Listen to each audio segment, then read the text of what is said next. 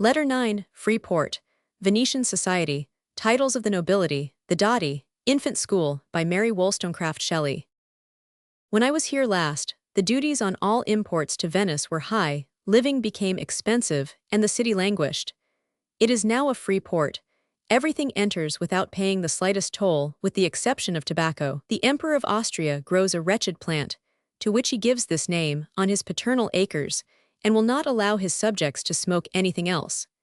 If that were the only misdeed of his government, I should not quarrel with him, but only with the people, who do not thereon forgo the idle habit of cigars altogether.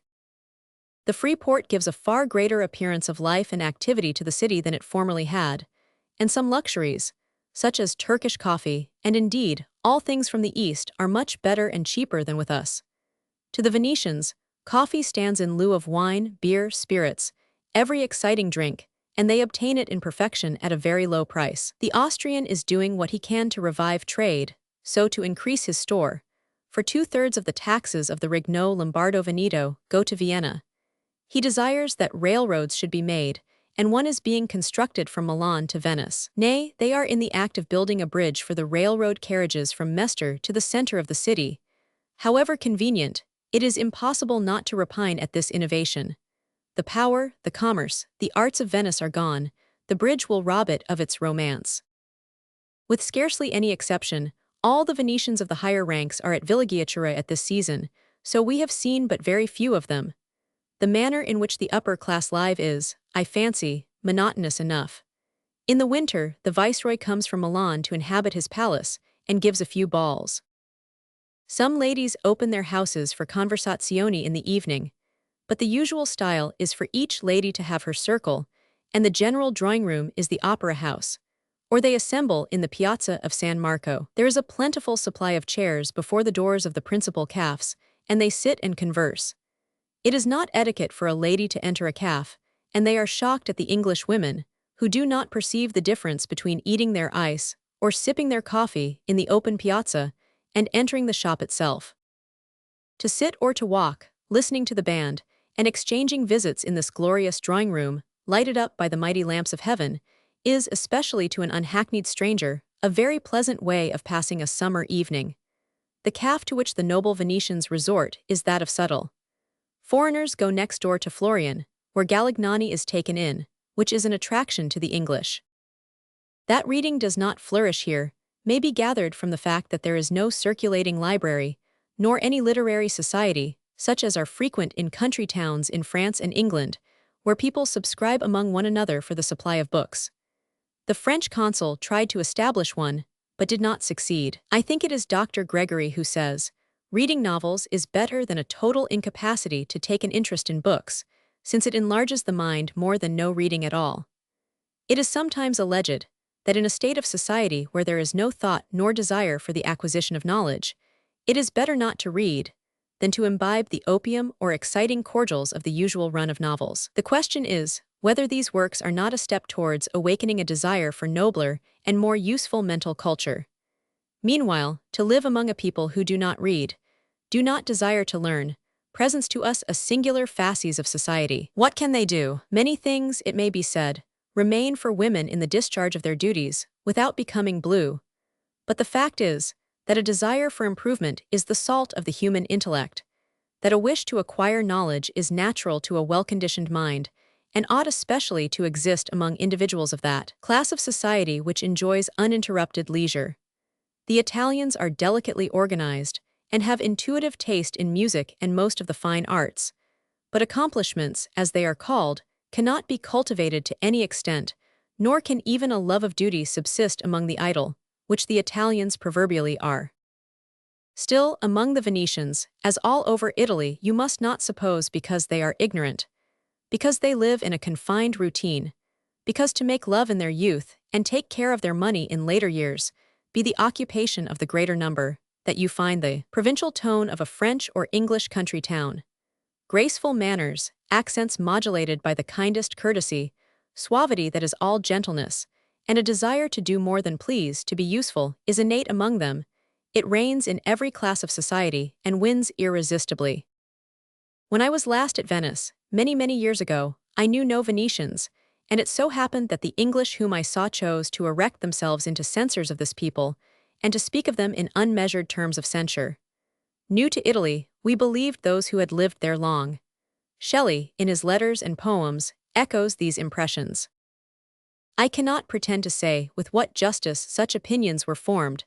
I do not know whether the Venetians are improved. If a foreigner came to England, and chose to associate with the most vicious of our country people, both nobles and that worst race who live by the vices of the rich, he might find as much to abhor as Lord B, represented as detestable at Venice. But then there is another class among us, and he declared there was no other here. We know indeed, generally speaking, that Italian morality is not ours, but if it falls short in some things, perhaps in others, if we knew them well, we should be obliged to confess its superiority. The duties of husband and wife are in England observed with even more sanctity than they obtain credit for. But in how many instances do our affections and duties begin and end there, with the exception of those exercised by the parents towards their very young children? We all know that when a son or daughter marries, they literally fulfill the dictum of Adam. Therefore shall a man leave his father and mother, and cleave unto his wife. Our family affections center in the small focus of the married pair, and few and ineffectual are the radii that escape and go beyond. Now, it must be acknowledged that, however endearing at the outset, however necessary and proper, to a certain extent, such a state of things may be, it often degenerates after a little time into the most sordid selfishness. The Italians are deficient in this self-dedication to one, but they have wider extended family attachments, of a very warm and faithful description. We who consider it a necessity of life to have a menage to ourselves, each couple in its nest, cannot understand the harmony and affection nourished in a little republic, often consisting of grandfather and grandmother, who may be said to have abdicated power, and live in revered retirement, their days not counted and grudged, as with us is too frequently the case. Then comes father and mother, respected and loved, and then brothers and sisters. If a sister marries, she becomes a part of another family and goes away. The son brings his wife under his father's roof, but the size of their houses renders them independent in their daily life. The younger sons are not apt to marry, because, in addition to their want of fortune, too many women, essentially strangers, would thus be brought under one roof, and would be the occasion of discord. We know how readily the human heart yields to a law which it looks on as irrefragable. Submitting to single life, uncles learn to love their nephews and nieces as if they were their own offspring, and a strong family chain is thus formed. A question may arise as to how much of family tyranny turns these links into heavy fetters. In the first place, their families are seldom as numerous as with us. The necessities of their position fall lightly on the males. All over the world younger sons seldom marry, or only do so to exchange luxury for straitened circumstances. And younger sons who continue to grow old under the paternal roof, sharing by right the luxuries to which they were born, and in which they were educated, are better off than our younger sons, who are often thrust forth from the luxurious home of their youth, to live on a bare pittance in a wretched lodging. Unmarried women all over the continent have so much the worst of it, that few remain single. How they contrive to dispose of their girls, now convents are in disuse, I cannot tell. But as I have said, there are not so many as with us, and they usually contrive to marry. At times you may find a maiden aunt, given up to devotion, who sheds a gentle and kindly influence over the house. It does not strike me that, as regards daughters who survive their parents, things are much better managed with us. This family affection nurtures many virtues, and renders the manners more malleable, more courteous and deferential. For the rest, though I cannot pretend to be behind the scenes, and though, as I have said, their morality is confessedly not ours, I am sure there is much both to respect as well as love among the Italians. The great misfortune which the nobles labor under is, in the first place, a bad education, and afterwards the want of a career. The schools for children are as bad as they can be. At their universities there is a perpetual check at work, to prevent the students imbibing liberal opinions. For as the governments of Italy consider that those who dedicate themselves to study and reflection are sure to be inimical to them, so do they look on such with jealousy and distrust, while sharp watch is kept on the professors, to prevent their ranging beyond the bounds of science, into the domains of philosophy. Young men at college, however, are all liberal, all ardent for the freedom of their country, all full of the noblest, though too often the most impracticable views for her regeneration. They leave college, and what is to become of them? If they have already distinguished themselves for boldness of opinions, or even for great capacity and love of knowledge, they are marked men. They are not permitted to travel. In any case, they have no career, unless they give in at once their adherence to Austria. And certainly, however hopelessness or misfortune may tame and induce them to do this in after times, at their first outset in life, an Italian would feel as if, in so doing, he were a traitor to his country. Some few there are as many perhaps as with us, chosen spirits, who can pursue their course, devoted to study or the service of their fellow creatures, abstracted from the frivolity or vices of society. But the majority have either never felt the true touch of patriotism and a desire for improvement, or find such incompatible with worldly pleasure. There is little or no public employment. The marine is but a name. The army no true Italian would enter. If they did, they would be quartered far away from their native country, in Hungary or Bohemia. They have nothing to occupy their minds, and of course plunge into dissipation. Play is the whirlpool that engulfs most of them. As with us during the middle of the last century, as among a certain set of our present aristocracy, play is their amusement, their occupation, their ruin. Many of the noblest Italian families are passing away, never more to be heard of, the heirs of their wealth having lost all in play. New men, mostly of Jewish extraction, who have gained by banking, stock jobbing, and money lending what the others have lost by their extravagance, are rising on their downfall. A curious anomaly exists among the nobility of the north of Italy. It is well known that titles in England are on a different footing from those on the continent, and hence are far more respected. In England, a peer is an hereditary legislator. He is certain to possess a comparatively large fortune, so that, to be a noble with us, is to be in the possession of power and influence. His sons, except the eldest, enjoy little of all this, and in the next generation they sink into untitled gentry. In Italy, indeed everywhere abroad, the descendants of a noble are also noble to the end of time. The individuals of this order, in consequence, intermarry only among one another, and flourish as a numerous class, wholly apart. But of course the respect in which titles are held is greatly diminished, as power and fortune by no means constantly attend them. At present, many of the most illustrious families of Venice and Lombardy have lost their titles. Thus it happened. On Napoleon's downfall, when Venice and her territories and other parts of northern Italy were ceded to Austria, the kingdom Lombardo-Veneto was formed, and all those persons who wished to become nobles of the new state were ordered to prove their titles by producing the diplomas and documents establishing the same. The Venetians could easily have complied, since the names of the nobility were, under the Republic, inscribed in the Libro d'Oro. For, although the original of this book was burnt by the Republicans in 1797, several copies existed, and the Venetian nobles were informed that on presenting a petition to request leave, and paying the tax or fees, they might retain the titles of their forefathers. Many who were descended from families which had given doges to the state refused to petition. "What is the house of Habsburg," they said, "that it should pretend to ennoble the offspring of old Rome?" Nor would they deign to request honors from the invaders of their country, who carried their insolence so far as to demand proof of noble origin from those who, for centuries, had illustrated the pages of history with their names. The nobility of Lombardy were also called upon to ask for the confirmation of the titles which they already possessed, by producing the documents that proved them. Very few were able to comply, as the Jacobins had destroyed their papers when they seized on all public and private archives, and burned them.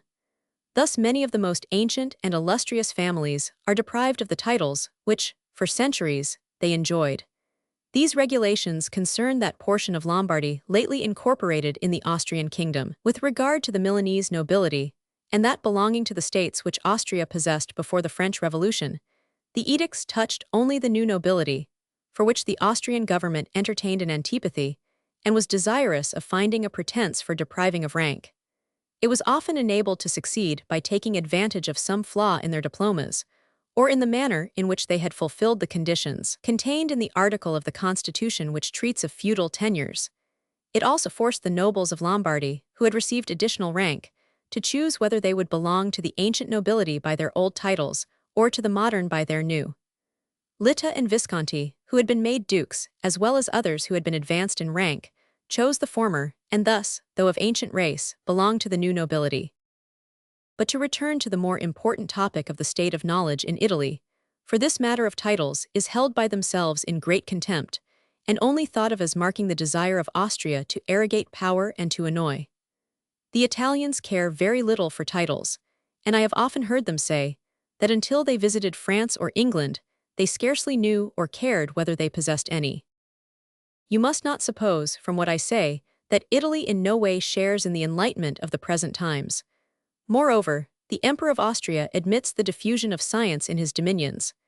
Happy Italians, to whom is conceded one path, on which their minds may proceed in the journey onwards for which God created man. The Austrian government is aware that their own native subjects can go pottering on with theories and science, without one aspiration to become men, in the free and noble sense of self-government, stirring in their hearts.